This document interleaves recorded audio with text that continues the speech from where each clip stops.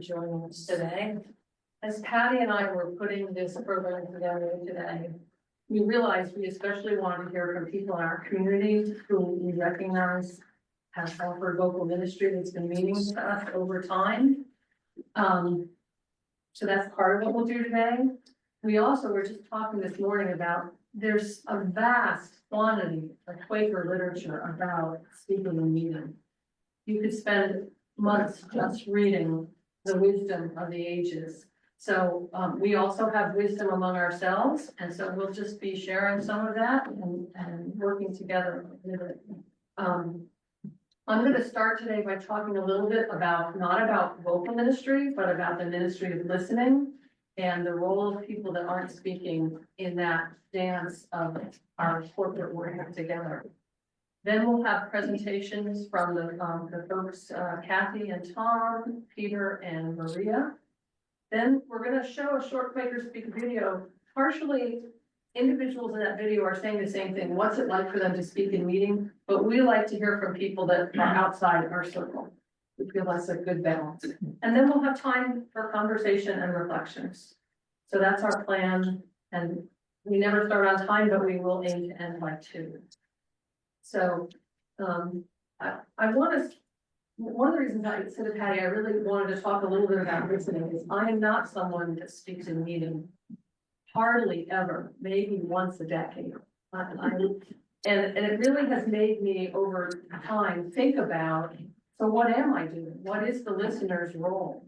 And Alex Bell from Bethesda Meeting wrote an article in Friends Journal several years ago called Listening as a Spiritual Practice. I thought, oh, that's part of what I'm doing, you know, in that listening. And I want to just read a couple things she said.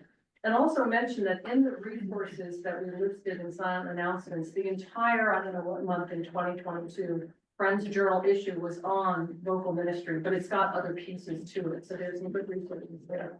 You want to distribute this? Yeah, it's there if people want it. Yeah, that's fine, thanks.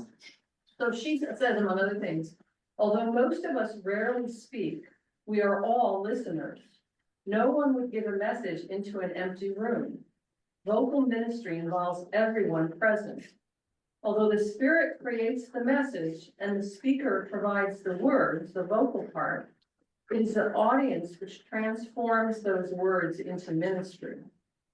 And then she quotes our yearly meeting, Faith and Practice. Each worshiper becomes a listener ready to receive God's message, which may come in the silence or in spoken words. So that made me think about, and I just have to say that all of you in this room know, you all know a lot about this. We've all been doing this for a long time. So what I say may not be new at all, and wasn't intended to be new, but just some of my reflections that what are we listening for when we're listening to music? We're listening for the still small voice within us. But for me, I'm listening for the movement of the Spirit in the community. It's not just, I mean, that's why we're at worship together. It's not just my private meditation. And I might hear that Spirit in vocal ministry, or I may hear it in the gathered silence. I think one of the things that the struggle with vocal ministry is the combination of the head and the heart. You know, if we're all up in our head, you know, it's like, okay, thank you for sharing your thoughts. But what I'm listening for is the Spirit moving in our hearts, which is different than just, I mean, the words come from our mind and our brain, right? But they need to come from our heart. So part of what Alex Bell is also saying, and many other writers have said, is that listening and worship takes practice. I can't just, and I've been at this, I'll be 70 in a few months, so I've been at this in one way or another my whole life, and I'm still practicing. I was practicing this morning in worship. You know, I'm listening. What's happening? Who am I seeing? How am I being touched in that listening? And for me in particular, and for some others, I find it very easy to get distracted in worship. You know, it's like, it's not just quieting the mind, it's the bird out the window. I mean, the distractions. And so again, part of the centering is the chart we have, the chart and tools questions people ask about speaking in a meeting, and one of the things, depending on your answers, is return to centering. Well, as a listener, I have to do that too. I have to return to centering each time. So Alice says that the spiritual practice of listening includes things like connection with other people in the room, expectant waiting, and that's part of all our worship, believing and expecting that God will be with us. Here's one, this is a challenge, appreciation for the speaker. The practice of saying someone rises, thank you for you being true to your call to speak, whether I've been touched by your message or not. Appreciation for the speaker is an important part. And openness to messages that might not seem to be for me. It's like, don't write it off so quickly, Barb, just listen. I hope I'm not the only one that has had that kind of experience. The last thing I'll share is not a direct quote, but somewhat of a quote from Brian Drayton, who's a New England friend. And I pulled it off of a video that we're not seeing today, but it really grabbed me.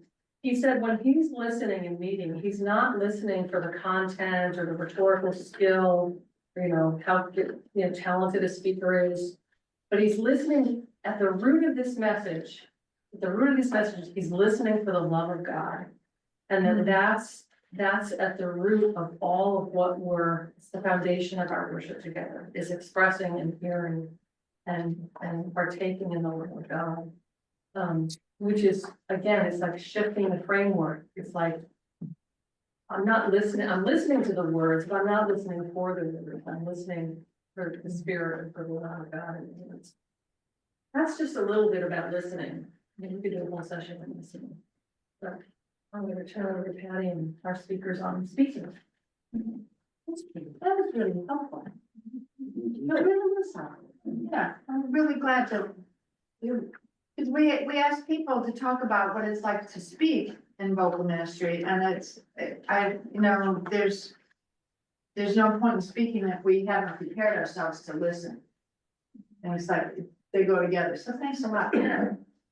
So we've asked 4 people, as you know, and to share what it's like for them to speak, what vocal ministry is for you, and we're gonna start with Kathy, and Kathy and Tom's gonna finish 11 o'clock goers, and in between we have Maria and Peter, who are typically in our 9 o'clock community.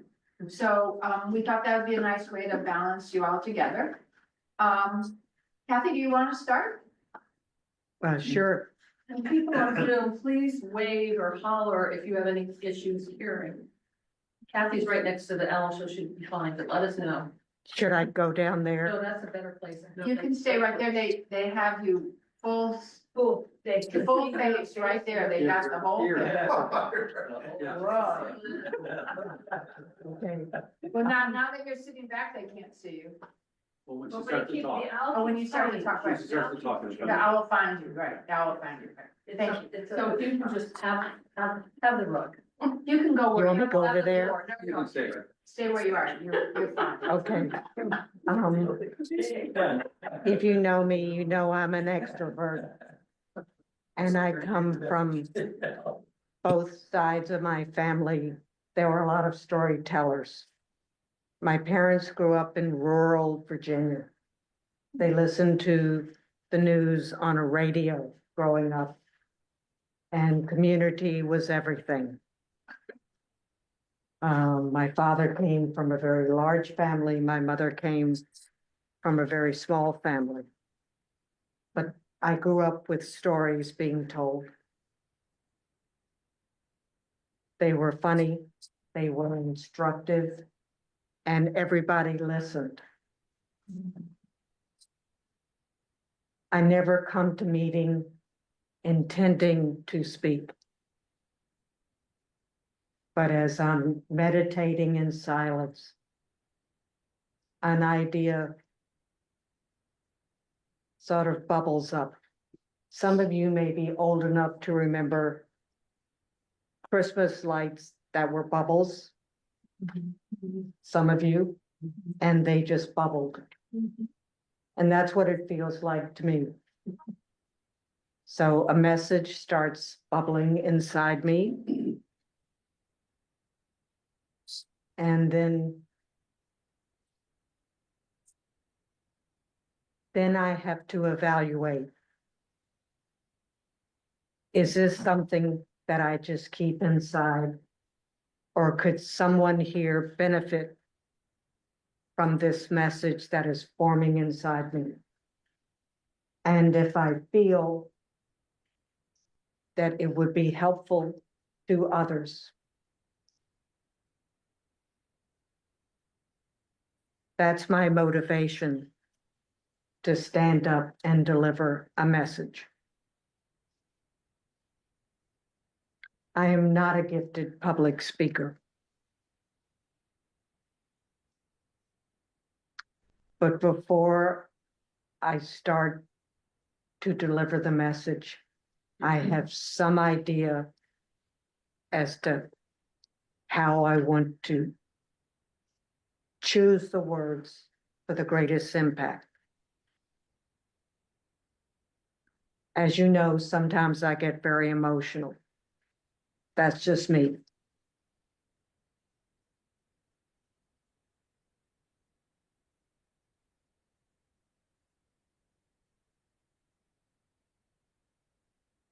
I like to hear other messages. Sometimes that might inspire me.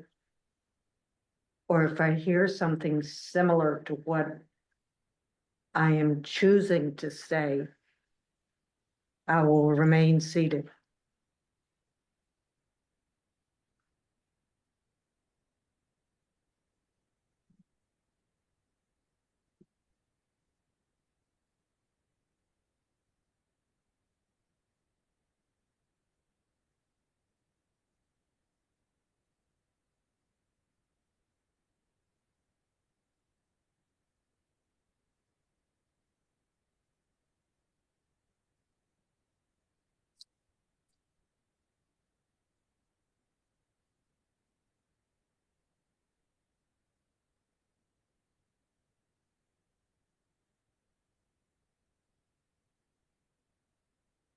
Kathy, I can't tell, is there more bubbling?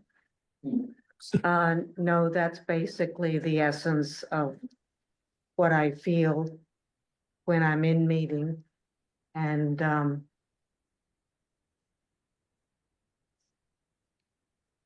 no, that's Thank you. my bubbly. That's your bubbling, thank you. Appreciate it.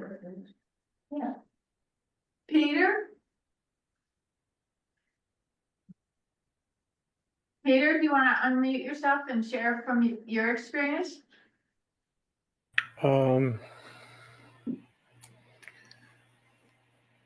Yeah, I'm here with Amy. She's a friend of mine that I'm with today. This is Amy L. Hi. So I made a bunch of notes and I lost them. That's good, Peter. Yeah. So I share some similarities with Kathy's experience. I have some notes I wrote down here, but so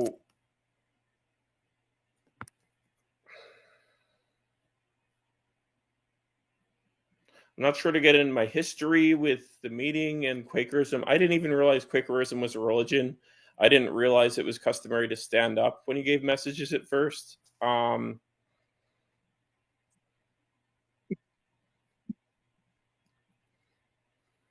process, it's very difficult to describe for me. I think listening is at the core.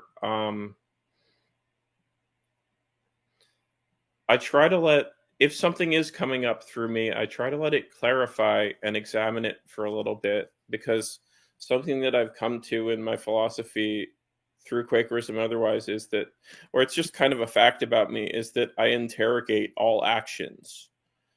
And I think that in what I choose to, I know I'm talking more philosophy, not necessarily practice. And I don't know how accessible, I don't know if that's really accessible, but but it's what's coming to me at this time. I think that me speaking comes from like psychically from like frustration and mental illness and neglect and distraction, like the things that aren't, that just kind of the shadow aspects of who we are, the things we need to work on.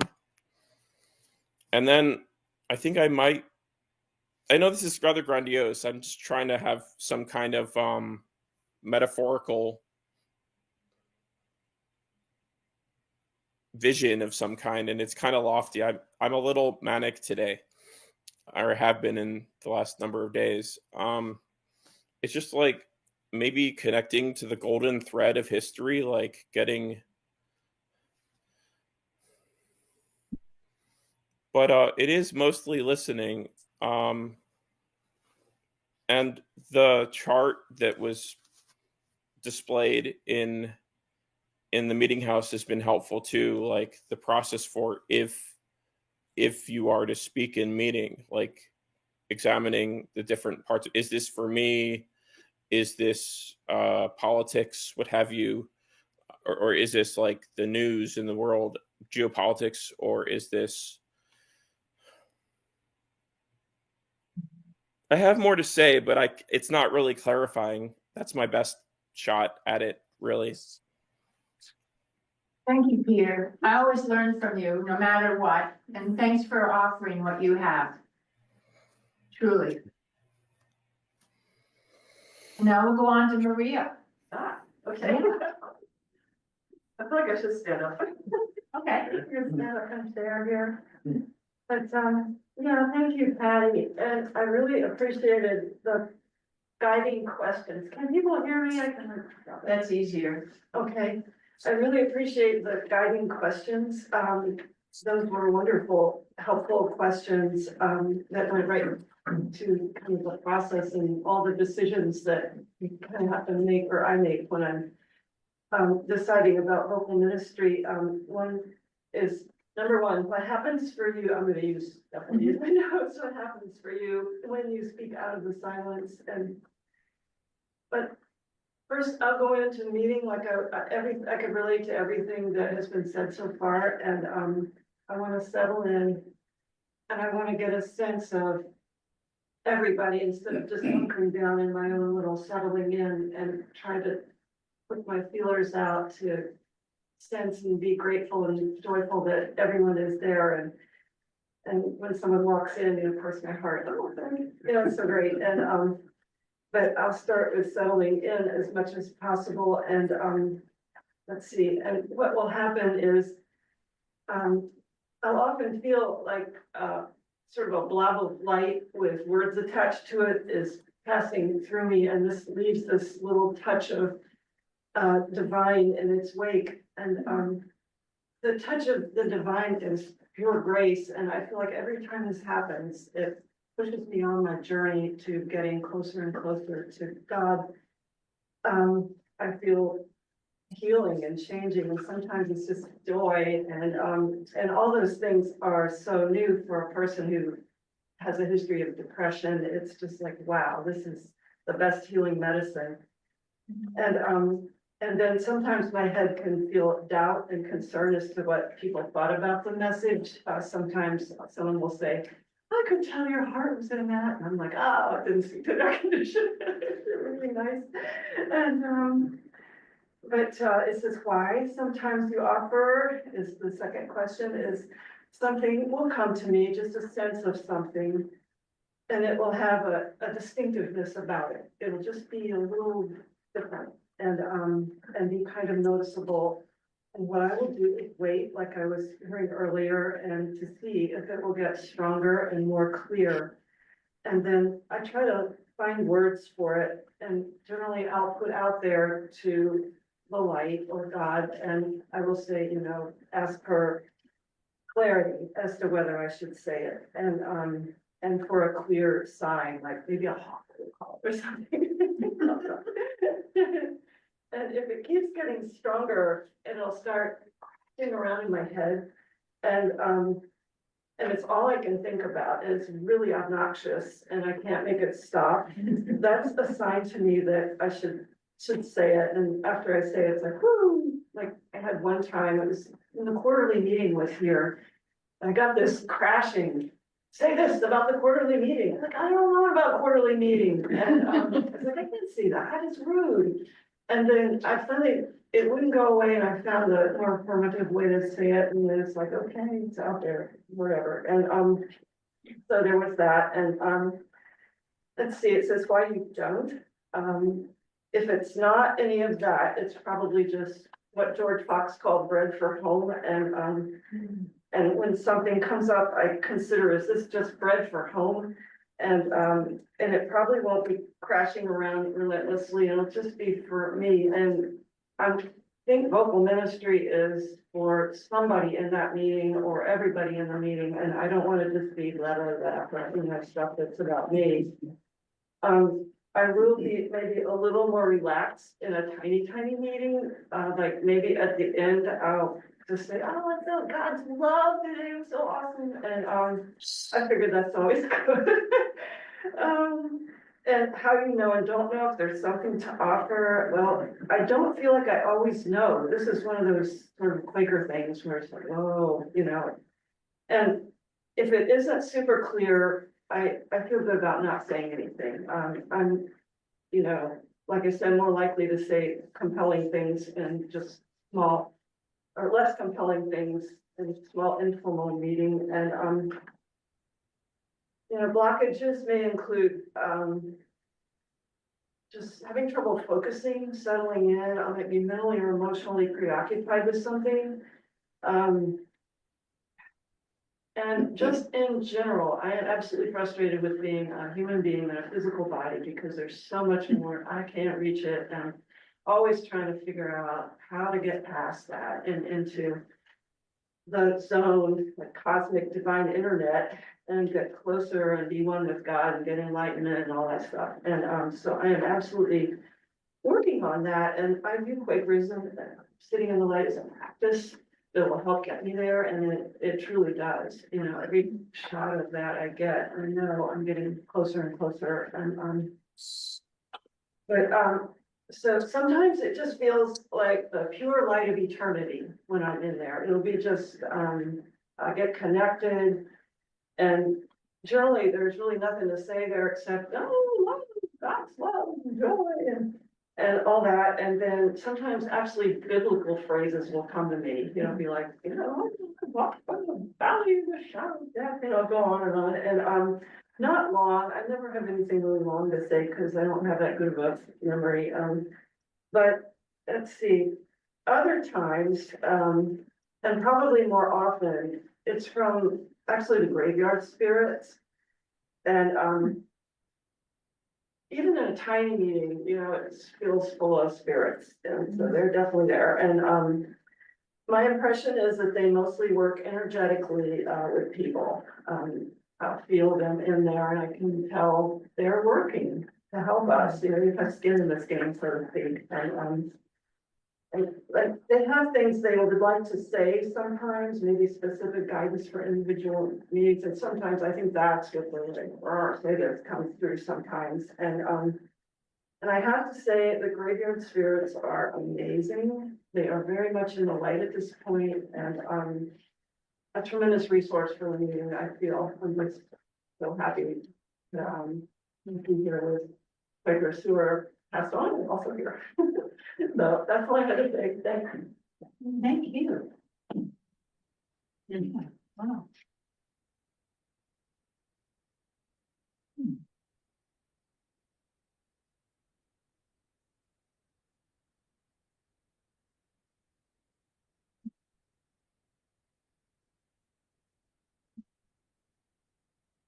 I want to share a few stories about messages that I've heard in meeting over the decades. And I share them as examples of the kind of insight, spiritual insight that can come in meeting that I don't think I could have. As a listener, all these stories, I'm a listener, okay, not a speaker. But something happened in the meeting that was life-changing for me. And I thought, that's a very high standard. If one hesitates to speak until one has a message that will be life-changing for the meeting, then you might never speak. When I served on ministering council, for a decade or almost,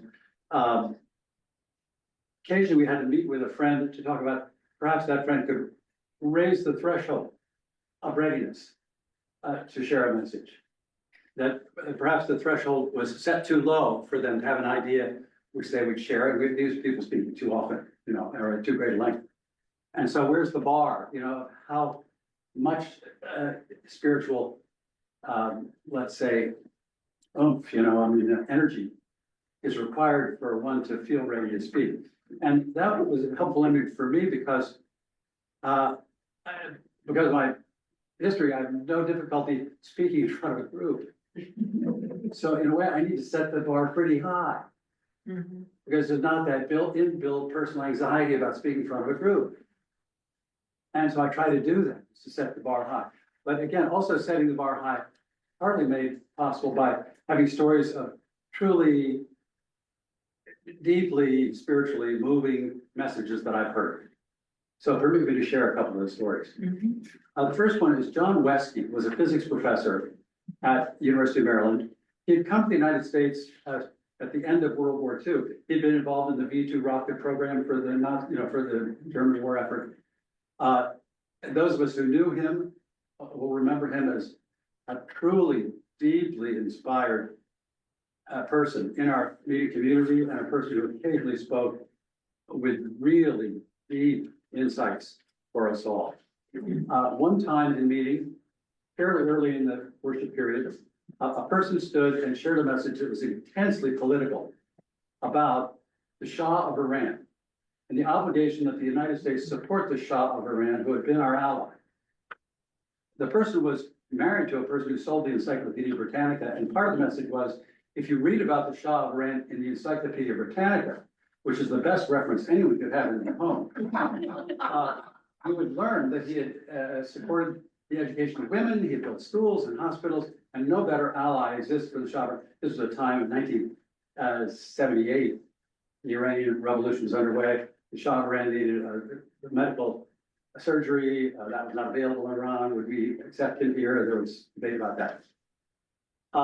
The person sat down after a long message, and I remember personally feeling turmoil that this message had been shared, that we had been subjected to this.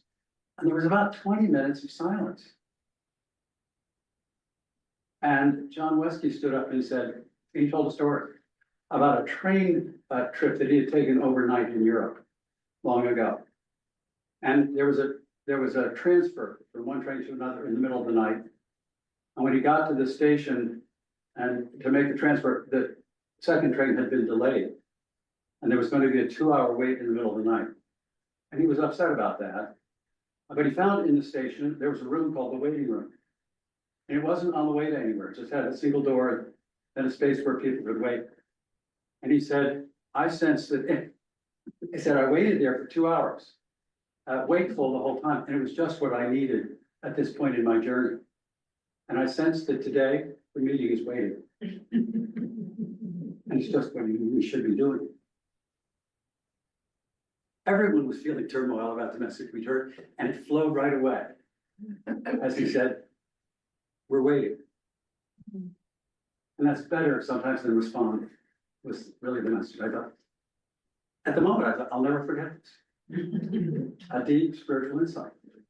Another case is when, very early in the meeting, this is several years later, early 80s, a woman stood, a visitor, was there, an older woman with her son, adult son.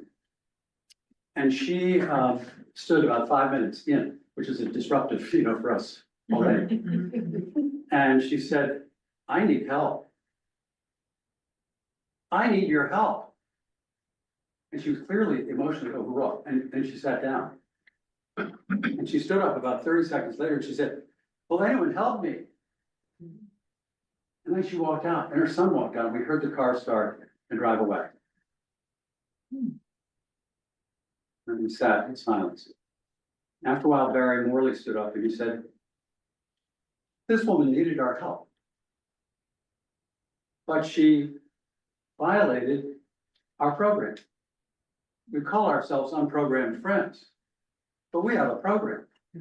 We don't speak in the first 2 minutes of the meeting.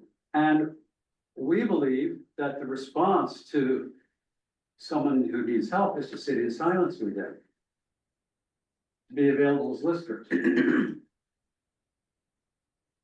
But our program prevented us from meeting this woman's need. Why didn't you follow her out and ask her, how can we help? The next time someone comes asking for help and violating our program, I hope I can remember to do that. Never forgotten that message. And I'm ready. Should that happen again, I'm following that lady out. And maybe you'll join me. Maybe we'll all go out and say, how can we help you? But and the last story. As a clerk of ministry council, I was involved in the establishment of a separate meeting for worship on Sunday mornings, which would be at Sandy from Friends School, for a member of the meeting who was struggling emotionally, mentally, and in relationship with the meeting. And so actually there was concern about that member being in the meeting, and so a different meeting for worship was set up for that member. And about 6 or 7 men agreed to meet with that member over there, so that the meeting could not have to deal with the impact of that friend in our midst. And one time we gathered, and that troubled friend did not show up that time, but we men were there and we met. And I only thought of this because Barb said, oh, no, I think you said the bird outside the window. Someone said the bird outside the window is a distraction. Yeah. The hawk. Well, there was the hawk, but it's also, I think Barb said, I could be distracted by the bird outside the window. Right. So this is about a bird outside the window. We were sitting there in this room in the library at Sandy from Friends School. And a cardinal, and some of you have experienced this, was pecking at the window. Pecking at the window. It was very disruptive of our silence in a way. And Mike Busey, who's a birder, said, the bird at the window is pecking at its own reflection. You know, the bird sees the reflection as a hostile, and is so captured the issues that our friend, the troubled friend, was struggling with. And again, you have it, in a condition of silence, we are prepared to listen in a new and deeper way to information that comes to us, in a way that it really becomes part of our soul, part of our spiritual awareness, and part of our understanding of how we're going to live in the future. So I share those stories because message and meeting should have that kind of potential. I mean, it's in my threshold. This is how I set the bar in my mind. The message and meeting should have that potential for someone in the room to be enlightened in that way. And I have to caution myself that the ease that I have in speaking to a group not lubricate my readiness to jump up and share something. One day I'll speak a meeting again, but it could be a long time. And you know, Tom, you speak in business meetings in a very centered, inspired way, often. I've seen you do that many times, offer something, and it moves us right through whatever matter that we're concerned with. And that's meeting for worship also. And it's actually one of the reasons we thought it would be nice to have you to speak. I didn't even think about it in terms of just meeting for worship in the meeting house in the silence, but I've seen you worship. I've seen you minister during meeting for worship business often. And there are qualities of times you've seen this too as clerk, you know, where someone's ministry during work, business meetings brings us to that same place where it gets your attention like the bird pecking or flying. And I often don't remember that. I've been away from meeting for worship and meeting for business for 7 months of the year at the farmer's market, and it's hurt my heart to be away. And so I've canceled my farmer's market appearance for the coming season. I won't be at Alney anymore. I can't be away from Sandy Spring on Thursdays anymore. There are other reasons. It wasn't that good a market for me. To be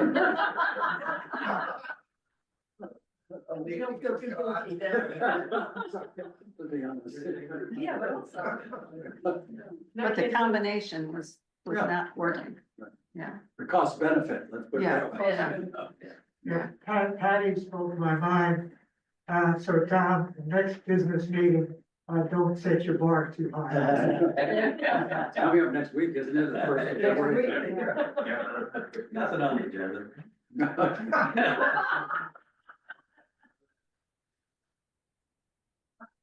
Thank you. Any other reflections before we move to the next section here? Yeah, I thought of one thing, it just came to me when Tom was speaking. I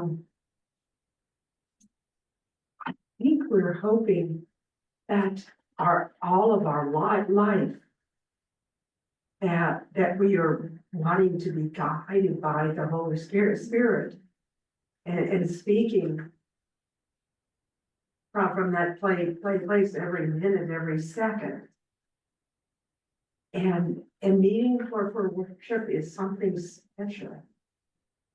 And I don't see the, it's continuing, but I don't know, I don't have the answer, but that it's, and maybe it's preparation for being out of the building and out of this group, this particular group. I don't have it all worked out. I didn't let it season a whole lot. As the rooms go. The Barb is. This part is very low. It's still through my process and maybe in a couple of months I'll speak in a meeting about it. It'll be down pat. Janet, you're actually alluding to something that I think we should mention, which is that there is an inclination, if one feels led to speak, to work out the message Yeah. while sitting in silence. Yes. And I would encourage us not to do that. Because if the Spirit is moving you, the Spirit will speak through you, and you can count on the words to come. I think that's a lot of trust that one has to have in the Spirit. And also in the group, because people will be able to listen and hear what it is that moved you to speak. So, again, there's the nervousness, or even I can feel a desire, let's figure it out before standing to speak, but I think we should avoid that, Rich. The experience that I had with this was when Joan and I were visiting Tacoma Park meetings, which years ago we had helped to start. And I had given a couple of messages before that, in the year or two before that, about a little carved corn kernel that Roy Hampton had made. Roy and Martha were leader couples for couple enrichment along with us. And he'd given these corn kernels carved out of red cedar to the couples who were involved in the program. And I'd given some messages about it with extraordinary results. And I had this push to give a message. And I said, I don't want to do that. I have given messages about that. And it wouldn't go away. It would not let me go. And I battled and I said, okay, if I'm going to talk about it, it's got to be about something other than what I've talked about in the past.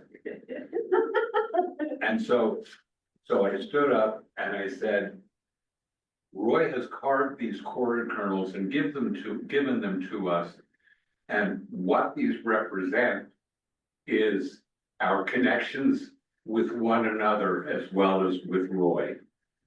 That he is joining all of us together. And I sat down, that was my message, it was pretty quick, and I said, okay. And then somebody else stood up and said, Roy gave one of these to me too, and it saved my life. And then I didn't know who he was, and then he gave his message about it. I remember that day. I remember that story. Ah, I remember you speaking and the next person speaking. Were you there? I remember Rich telling this story. Where was I? there you go, that's an example. Yeah, yeah. I want to speak to something that's threading through this that is always on my mind. I think we as Quakers have words. We have a jargony language that we use to describe silence, worship, speaking, listening. There is that of God in everyone. What the hell does that mean? And we act as if with each other, surely, that it has the same meaning. And it doesn't. And it most certainly means negative something to people on the outside world. If you try to explain Quakerism to my next door neighbor, who continuously is very interested, but hasn't come to a meeting yet, she says, what? And she means it. She's not being sarcastic or silly. We expect then, when we have a conversation like this and we're talking about speaking and meeting, we expect someone who talks, Kathy, you, anybody else who's talked about this, to speak with authority and with knowing. And really, we don't. We don't know. So speaking without knowing what we're going to say next, without having the sentences lined up in our brain before we talk out loud, is essential. And actually, that's part of listening. That's part of listening to that of God in our heart. But we don't associate those in that way very much, I don't think. And I think we can be way more vulnerable and way more tenuous without being unclear or unsure. I think that I find myself on a learning path, gets bigger and bigger and bigger and bigger, and I get older and older and older. But there's incredible joy in that and challenge. Should I or shouldn't I? And I have to sort that out.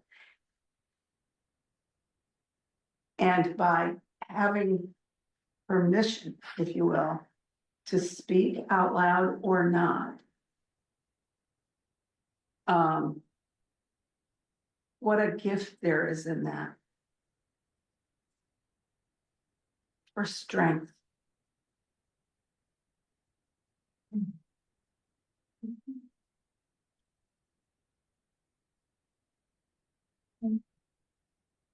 I've been thinking about what makes us as Quakers so unique in the way we approach worship and spoken ministry, in contrast to basically every other Christian denomination in which they employ clergy who have all of this theological training, and they spend not just a portion of the hour figuring out what they're going to say, but many hours over the course of a week reading the scriptures, reading commentaries on the scriptures, reading other sermons that have been delivered, reflecting on perhaps the spiritual state of their congregation, the community, and the context in which it exists, and composing a message tailored to inspire and uplift everybody. And here we even have someone who has that sort of theological training. If we were to ask him to, I'm sure Jim could deliver real rip snorter sermons. Yeah, yeah. But we don't ask him to do that, that's not part of his job description, because we, as Quakers, we believe that there's something else that we can get from improvised, if you will, that's not the terminology we use, but vocal ministry, we would rather have this ministry that emerges spontaneously out of the silence than hear something that's some erudite commentary that's been prepared by an expert. And a lot of people don't like that, and maybe that's why not many people come to Quaker meetings. They would rather hear the experts who've come prepared. But I do think that we're onto something. There's a reason why we're still doing this after 400 years, because we're getting something else that maybe is missing from those prepared statements. Can't we do both? Because I was at the Black church around the corner here, and there were a number of speakers. And they all were reading their speech except for one person. Yeah. Did you speak at the? Yes, branch, or? yes, What do you mean one did. person? I'll never forget it. Because, you know, everybody was reading, and you stood up. You mean Jim or Tom? Jim. Jim, okay. Jim. I'm Are you sorry. talking about the Juneteenth? That was- Yeah. And you spoke like you were in a Quaker meeting. You know, so you can do both. So the story behind that is that we were planning this group Juneteenth with Sharp Street Church. And we were collaborating, and they wanted us to do the end prayer. And Jim and I looked at each other and said, I said, Jim, and then I said, Jim, you're trained, same thing, yeah, and he said, well, that's not my gift, that's what I remember, you can give your side of the story, that's not my gift. Is what I remember you said, the sermon. And, but then you said, I'll do it. And we weren't quite sure until the end, and then you did it, and it was knock your socks off. Yeah. Yes. Many of us got. Yeah. And, Good Nordic. and you I'm did sorry, read I it, wasn't there. so was that prepared, Jim? Or was that out of the spirit in the moment? That's the question. Both. Yeah, I think the contours of it were prepared. Okay, Yes. And I think that that's something to consider about vocal ministry. I think God interacts with us outside of our 1 hour of worship a week. I hope so. And that that's also appropriate content for us to share in vocal ministry. And that might take shape over the course of a week. And that doesn't necessarily interfere with the spontaneous movement of the spirit. So, you know, when I delivered that prayer at the Juneteenth celebration, there were some things that I wanted to say, but the way in which I said it was of the moment. right. Nathan reminds me of the story about the Catholic and the Quaker who were together, and the Catholic said to the Quaker, "You're the people who abolished the priesthood." And the Quaker said, "No, we abolished the laity." Right. Oh, yeah. Oh, yeah. Yeah. I've had experiences of a sense of having a major download that I'm supposed to then transmit and give to the community I'm with. And, you know, one of the reasons I thought of that, this follows on what Jim just said with the contours. I had the contours of what I was supposed to say, but I was at a Catholic retreat. With the community that I spent a great deal of time with in college. That community that continues to meet twice a year. Even 60 years later, they still meet, and I occasionally go on retreats, and I haven't been on one since that time I was told to do a download and then come up and speak to these people. And it was one of those places where the Quaker training, so to speak, was really helpful because as Debbie Humphreys told me very pointedly one time, you're asked to be faithful to what you're being told to say or what you've been given. You need to be faithful to your calling. You don't have any responsibility for how it lands or what happens afterwards. But I remember being told to tell a particular friend with my finger, Jack Burke, you need to do blah, blah, blah. And I thought, holy shit, what am I saying? And everyone in the group agreed that that was time for Jack to do what, and I hadn't seen him for years.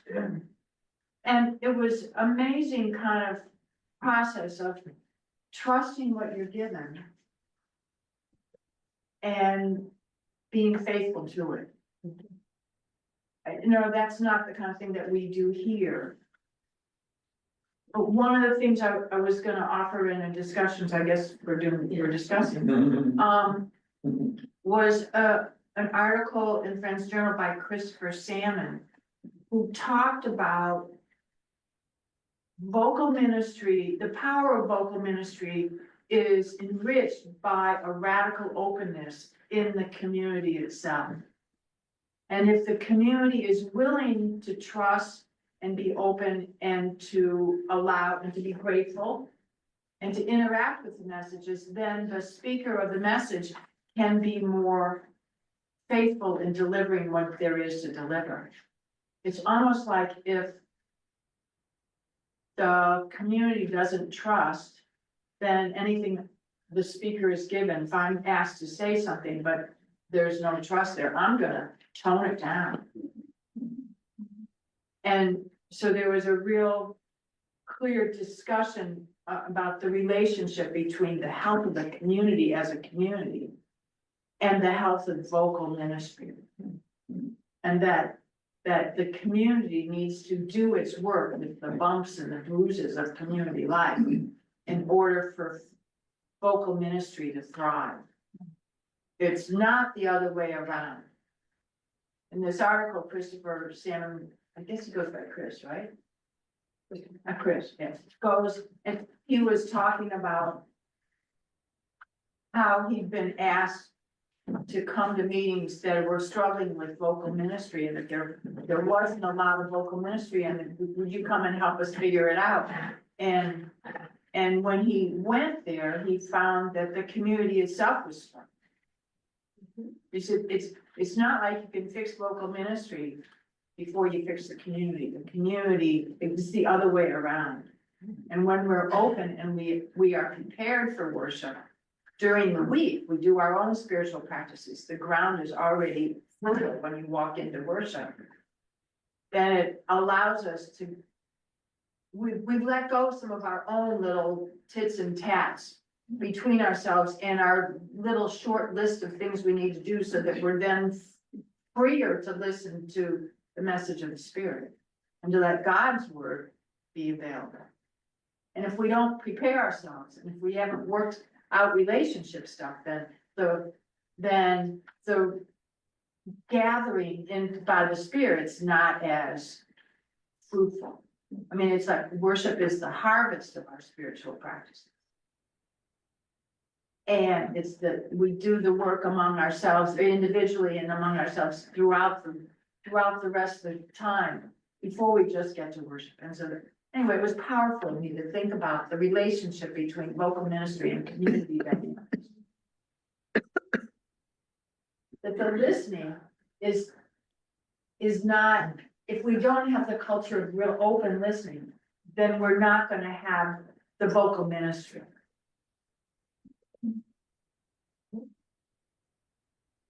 I remember a meeting for worship for someone who had a lot of friends that came who were not Quakers.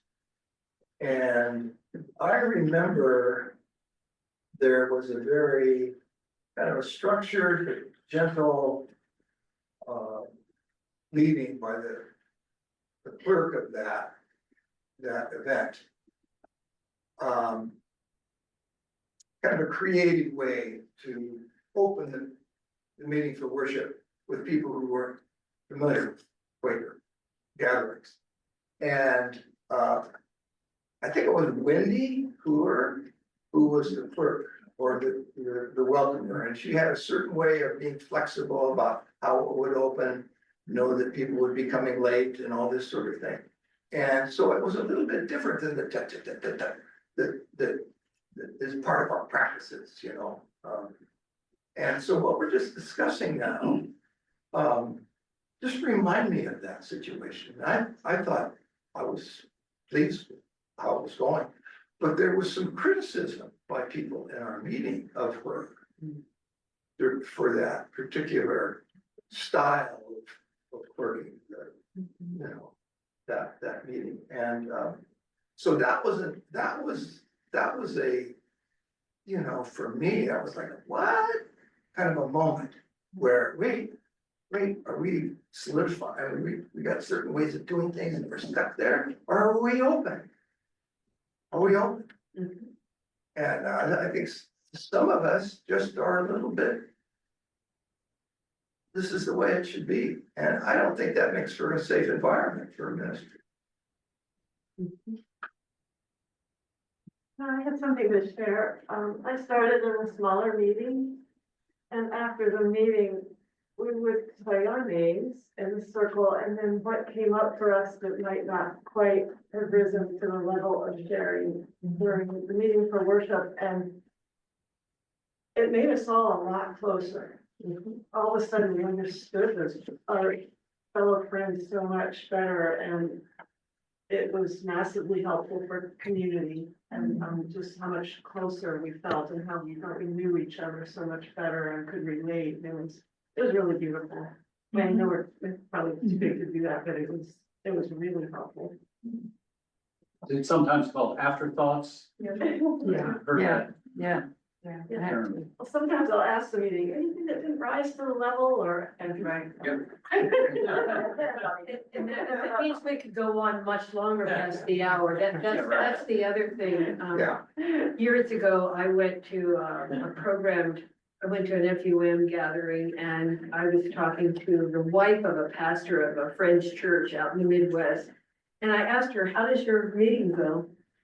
How do you organize it? And she told me that, you know, there was the singing and then there was hymns, passage scripture, and then there was a sermon, and then there was open worship. And I said, oh, how long does that open worship go? And she said, oh, hour or more after they had done all those other things. And I said, oh, really? You mean you don't worship by the clock? And she said, no. Early friends didn't either. And I said, well, some of our unprogrammed friends, absolutely, we're all of us, I think, that my experience worships by the clock. And so we need to know this because we have ideas about how you worship that maybe aren't true. But I was quite impressed by that experience, and I'm sure there's others that we have biases. And we have rules that we don't talk about until we break them, like poor Wendy broke a rule. Yeah. It was an unspoken rule. Invisible. Sometimes you don't know those until after You you don't break know them. them until after, and that might be, you know, hard for people to speak because it doesn't take long to get that message. Right. Marcus? Well, so as a new attendee to this community, I am always very interested in trying to discern culture and what expectations are. Tom, I was very interested in your story about your friend who related their feelings about what happened in Tehran in 1978.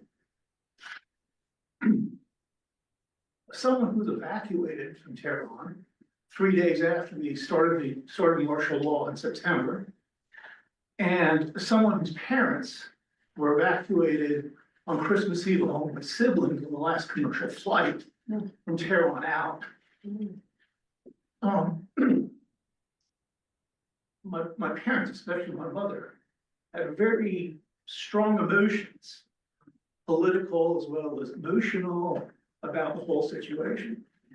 I would say that she looked towards the Iranian regime, the Shah, very favorably. And I will say that over a period of time, she did come to realize there was another side of the story. But my question to you is really the following. How do you draw the distinction between political motivations, turmoil, personal conflict, and spiritual conflict? What's acceptable? So if I was to come to you and say, um,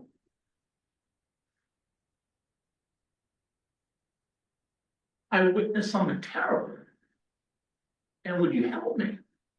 What would you say? Even if it was perhaps not spiritual. And I'm trying to understand that from a cultural perspective. Well, let's go back to the message that was shared about the benefits that the Shah of Iran brought. I don't dispute any of this. But it's important to look at a process question, which is, so what happens if a message is shared that many in the meeting feel is political and that we have been in a way taken advantage of because we're in the role of listeners and we're very open to our listening. I mean, the silence conditions us to be very receptive. So in that condition, one can feel taken advantage of by a message that is designed to, a political message that's designed to reach us at a time when we're very vulnerable, we can't respond directly. We're very open to new ideas. And I would say, ministry council is our committee of elders in this meeting tradition. And they would provide a response to someone who is felt to be, whose ministry is felt to be outside the range of what we as a meeting are comfortable with. Now, I was on ministry council for many years, and I would say it would not be a single message that would elicit a response from ministry council. It will be a pattern of messages that over time suggest that the meeting through ministry council would want to give feedback to the person about maybe they need to set the bar in a different place. So although I think since the meeting was very uncomfortable with that particular message, I would also say there's not a rule that prohibits that message from being given. And no one in the meeting should, one of the things I feel very strongly about is I don't want to see a person give a message that makes some feel uncomfortable, and for the uncomfortable person down the meeting house porch to say, you should not have spoken today. Right. That's not the place of an individual in the meeting. That's the responsibility of ministry and council over time, observing patterns and responding as in their wisdom as they feel is needed to protect the meeting from messages that may seem to not maybe be coming from the right in the right place or the right spirit. So, which is just to say, I don't believe it works for us to say all messages are fair game at any time that anyone wants to share them. Ministry and council is there. It makes some thoughtful, spirit-led judgments about, some kind of container, pretty broadly defined, of what works for us in terms of vocal ministry. So in that case, I'm sure ministry council didn't respond to that person. A lot of people felt uncomfortable. If that person had spoken with a strong political message multiple times during the year, ministry council probably would have sent a delegation to meet with that person to say, let's talk about this and let's understand.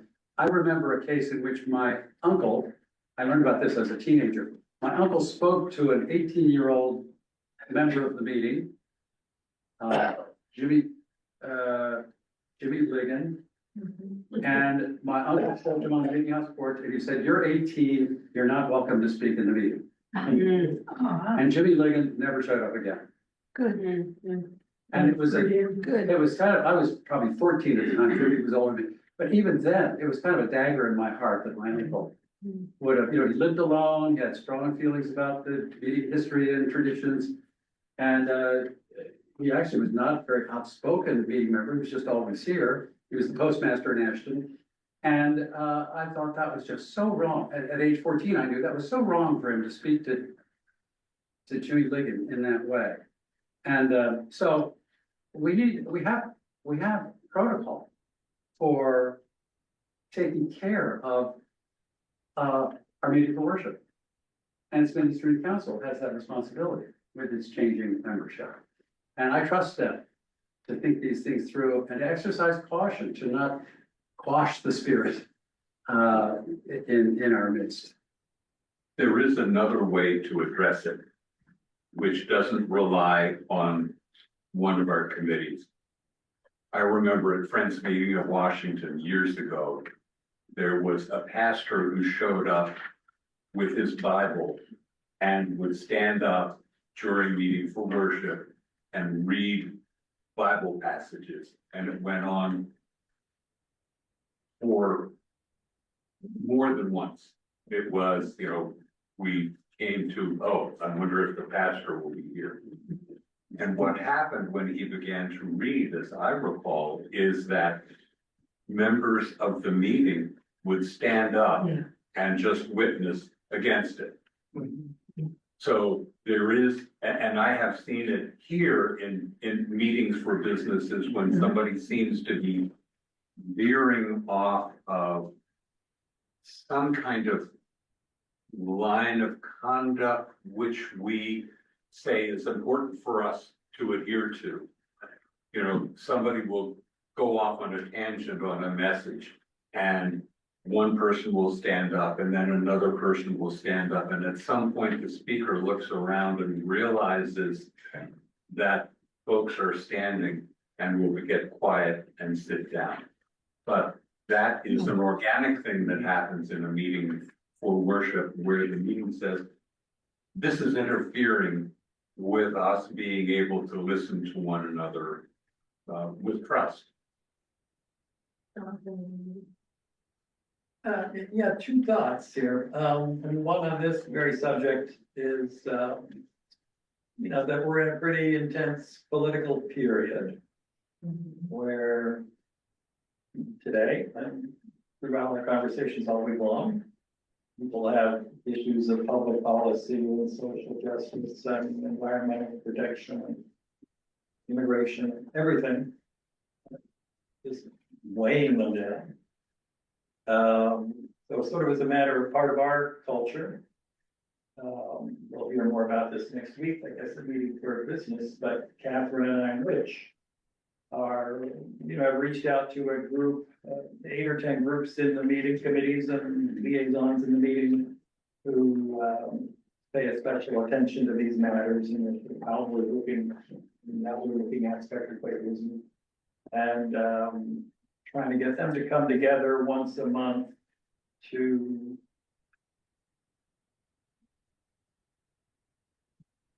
digest this stuff or vet these issues that are so heavily on our minds, and try to deepen our ability to respond to the social justice issues that are on our minds in ways that really will reflect our testimonies and not result in meetings of business that are prolonged, that consist of prolonged pronouncements about current political events.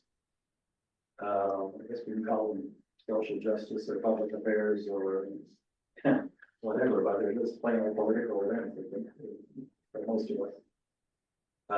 So we're trying to deepen, you'll be coming forward with this process to try to help the meeting deepen its reflections on these issues, and as part of our local culture, you might say, to improve our ability to think about what these issues mean for the meeting and for our lives, and hopefully to actually magnify the impact of whatever we might do. So that's kind of, your reference to the local culture made me think that that's what we're about to begin is kind of a reflection of our local culture, the culture of this meeting, and how we try to deal with these issues.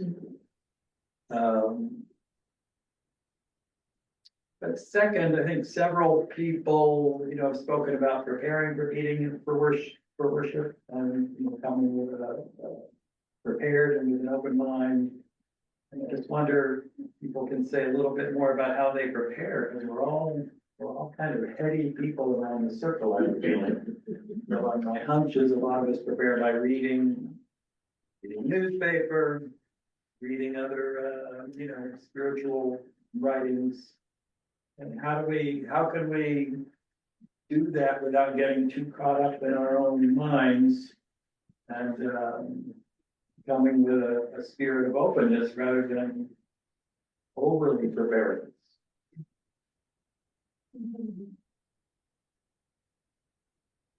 Thank you for that question. All week long, well, from all week long, for months, one of the struggles that I have is that, as perhaps others of you experience, I experience a passionate love for members of my family, and we certainly do not agree politically. And it burns in my heart. And I have developed ways of interacting that are okay, but not great. This week was especially difficult because I was thinking all week long about what is love? What does it mean when I say I love a member of my family with whom I disagree so fundamentally? On the way here this morning, I heard the interview that I spoke of. I'm going to say it one more time. The comedian said he finished his shtick with this statement: I love you, and there's nothing you can do about that. I repeated it this morning because to me, as I was listening to it, it spoke of my dilemma. And if you think for 1 second that that was not a political statement, you are incorrect. Did it mean my Quaker values? Yes. Did it mean a political statement? Yes. Anybody want to elder me? Go right ahead. Let's leave that to Ministry and Council. I'm grateful. If you need my phone number, I'll give it to you. I'm so grateful for the richness of the messages shared in the 11 o'clock meeting today.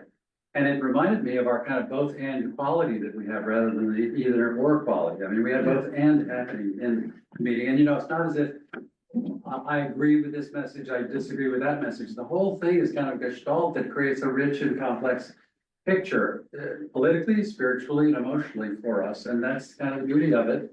And I came out of meeting feeling so grateful for the variety of ideas and thoughts that were shared that were actually very important at this time. And AI can't come up with that.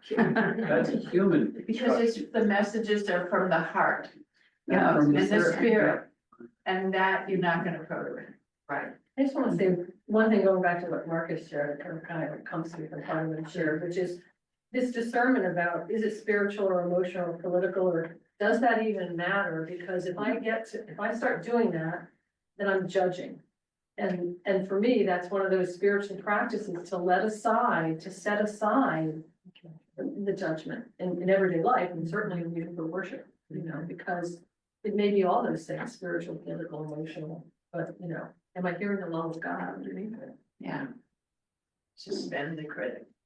I had an interesting experience that usually the rule is, what we're supposed to do, the program is to sit in silence and have, a lot of silence, you settle into meeting, and then you have speaker. But today, it was all the beginning, and I thought, oh my gosh, we're gonna have a popcorn meeting. We're gonna have a popcorn meeting, and then the silence was more at the end or the middle, it was totally not according to the rules. So was it spirit bubbling? Yeah. The spirit was bubbling, it wasn't just popping, it was Well, bubbling. so I was kind of, oh my God, that was something. Thank you, everyone. It is 2:00. Speaking of the clock. Yeah, but well, we were going to, but we didn't need, we had our own voices here. And there's a link to that video in the silent announcements. The blurb about this meeting for learning says, here are some resources. And the video that we were planning to show, a couple of videos, I think, are actually in there. And they're very good. There were, You know, just hearing other people's experience. They're quick to speak.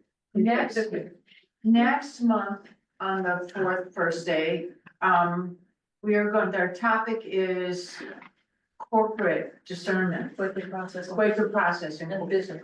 and business practices. So we've asked our clerks, our clerking team to help, and would be happy to have other input from other folks who would like to share the collective wisdom. Can I say one other thing as local administrating council? We don't talk about local ministry as much in our committee as we probably would benefit from. But it's on our mind a lot, and the kind of, for lack of a better word, the whole kind of feeling and quality of our worship is something that we think about. But I would be very open if any of you have thoughts that have come out of this conversation today, just about our meeting for worship and our the experience of ministry we have together, just send them to me, and they can get fed into some of those community conversations. May I just mention very briefly, yesterday afternoon, we went over to the Incredible Theater Company. Amazing. Theater. It's also It was incredible. What a performance. Anyway, afterwards, Percy Thomas, who had written what it was that we saw, was saying how, he's coming over here to meeting for worship. And he's, and somebody said, or the question was, well, why do you go? And he said, well, I can listen to somebody talk about something that they have researched, but I come over here because what I hear in the messages is speaking from the heart. And it's healing. And it's healing. it's healing. Yeah. It's healing. And then I think it's healing for all of us. And he was talking about his healing from his trauma of being a Black man and his generations of enslavement, Somebody had asked him how he got healed, and he said to everybody, Yeah. I go to Quaker meeting. Yes, So I said, wow. That's why I handed out that pamphlet for that flyer on Harriet Tubman's show that he's doing, which is next week at the, All right. yeah, and that's why meeting for worship for business is only gonna be an hour. That's right.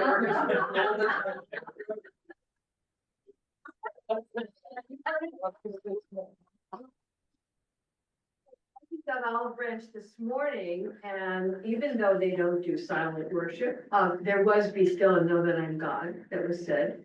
But there wasn't stillness afterwards. But they're healing. They have a different way. They have a different way of healing. But there was the last session of the Black History Month. He was talking about a man named John Quinn, who by a woman who is an expert in the Underground Railroad. And we should have her here. I wanted to talk to her afterwards about whether or not she knows anything about the Underground Railroad here in Sandy Spring, but she was too busy with people buying books of hers. Oh, Percy's writing another play about Sandy Spring meeting in the Underground Railroad. Really? Yeah. Really? So I wonder if he's gotten information from them. Because he goes over there after he's here. Who Percy does? He lives here and he goes over to Olive Branch. Oh, that's cool. I don't think there is any information about the Underground Railroad here. But the Olive Branch folks say on their website that the Yeah. house that they bought was Yeah. owned by Quakers and it was a stop on the Underground Railroad. That's what their website says. Yeah. So how do they know? Yeah. They should talk to Tom. Nobody was talking, back then, and so we don't have anything, as far as I know. Thanks for watching our video. For more content from Sandy Spring Friends Meeting, click to subscribe.